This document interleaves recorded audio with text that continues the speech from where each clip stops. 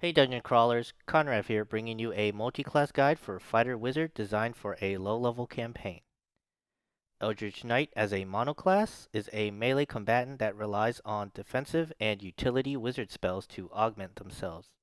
By multiclassing into Wizard and the School of War Magic subclass, you can gain access to additional cantrips, spell slots, and some useful wizard class features, in addition to the ones you'll be getting when you choose the Eldritch Knight subclass. I would recommend this build if you're looking for an exceptionally resilient melee martial class that can get some front-loaded versatility and utility from spellcasting. For point buy, I recommend a 15-14-14-13-8-8 spread for strength builds and a 10-15-14-13-10-10 spread if you want to use a dexterity weapon like a rapier or a bow. The 13 intelligence is to meet the prerequisite for multiclassing into wizard, but otherwise you can dump intelligence afterwards. Just keep in mind, this will affect how many spells you can prepare a day. For a standard array, I would go 15, 12, 14, 13, 10, 8. Strength and dexterity can be swapped if you want to use a dexterity based build. Since Eldritch Knight depends on multiple stat attributes, this build will typically be stronger if you roll for stats. For races, you can go for the typical human, variant human, half elf, or warforged to flex your stat bonuses into strength, dexterity, or intelligence. If you don't want to be any of these races, Githyanki is a very strong choice for strength based Eldritch Knights. You get free access to the Mage Hand cantrip, and at level 3 and 5 respectively, you'll get a long rest use of either jump or misty step. If you want to use a dexterity based weapon, High Elf is another good choice. The bonus to dexterity and intelligence are perfect, and you get another wizard cantrip for either more damage options or some extra utility. Personally, I'm partial to Beast Tide shifters. The additional bonuses to dexterity and constitution are a solid choice to start off with, and the shifting feature gives you a bonus to your survivability in the form of an AC increase and temporary hit points. This build is already very resilient, and this racial choice piles on more defensive bonuses to make you even more unkillable during combat encounters. For level progression, you start off the build level 1 as a fighter. This gives you access to heavy armor, martial weapons, second wind, a fighting style, and most importantly, proficiency in constitution saving throws. As a primarily melee focused character, this can mean the difference between failing or succeeding in maintaining your concentration. For your fighting style, I recommend taking either defense to get a +1 bonus to AC when you're wearing armor, or dueling for a bit more offensive power. At level 2 and 3, you start multiclassing into Wizard and the School of War Magic subclass.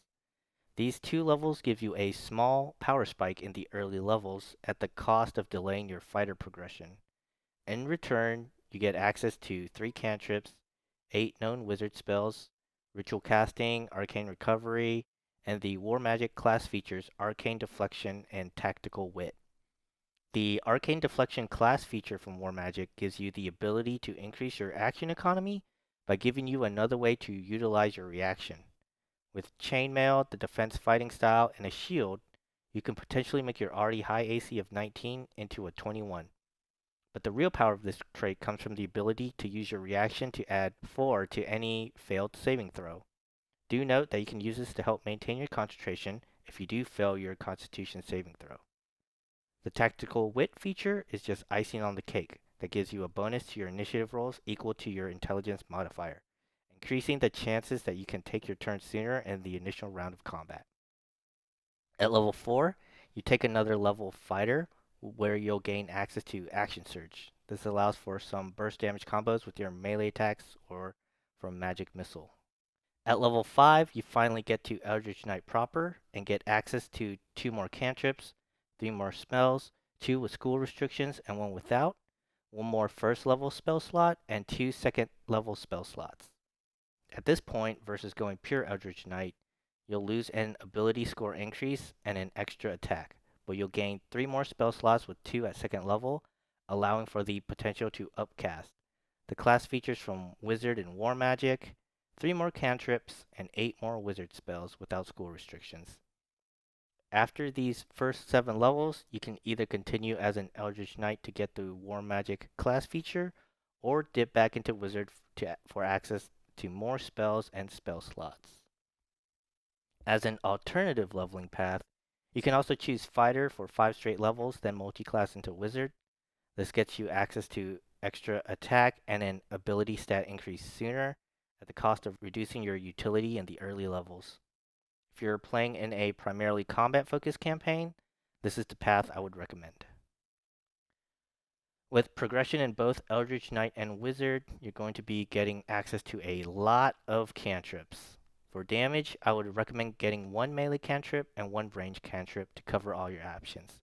Booming Blade and Green Flame Blade let you eke out more damage with your melee strikes before you unlock extra attack. And for your range cantrips, you can pick up Firebolt for straight damage, or pick something like Chill Touch or Shocking Grasp for their secondary effects. Since you have access to so many cantrips, you can freely pick up utility cantrips like Mage Hand, Light, and Message for more out-of-combat versatility. Since Eldritch Knights are restricted to primarily Abjuration and Evocation spells, I recommend taking spells from schools other than these for your 8 wizard spells. Spells like Find Familiar, Featherfall, Expeditious Retreat, Fog Cloud, or even Jump, that as a monoclass Eldritch Knight you normally wouldn't be able to take due to the limited number of any school spells available, are now accessible to you because of these 2 wizard levels, and can increase the utility and flexibility of your character. Because you're most likely dumping intelligence for your Eldritch Knight spells, you want to pick primarily defense spells like Shield, Absorb Elements, and Blur. Because you get second level spell slots 1 level earlier than standard Eldritch Knights, you can opt to pick up Shadow Blade at level 6 to increase your damage potential. This is possible because as part of your spellcasting, whenever you gain a level in Eldritch Knight, you can replace one of the wizard spells you know with another spell of your choice from the wizard spell list. The new spell has to be of a level for which you have spell slots, and it has to be Abjuration or Evocation, unless you're replacing one of your any school spells you get every few levels. Alright, that's it for the low level fighter wizard build guide. If you like this content or have any suggestions, let me know in the comments.